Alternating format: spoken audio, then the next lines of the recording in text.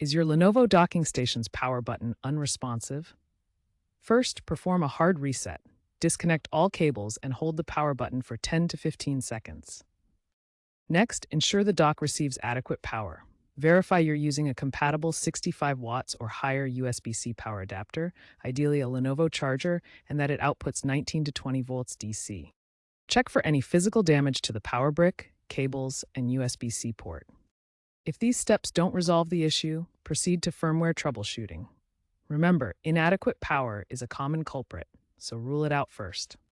Firmware bugs are a leading cause of power button malfunctions in Lenovo docking stations. Lenovo has addressed many of these issues through targeted firmware updates.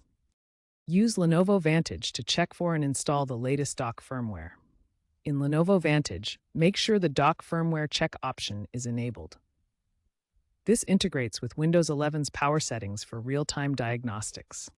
Newer firmware versions, like V2550 for Universal USB-C dock, contain fixes for power management bugs. In corporate environments, Lenovo can perform remote firmware updates to resolve issues on a large scale. Experts consider firmware updates the gold standard for fixing power button anomalies in Lenovo docks.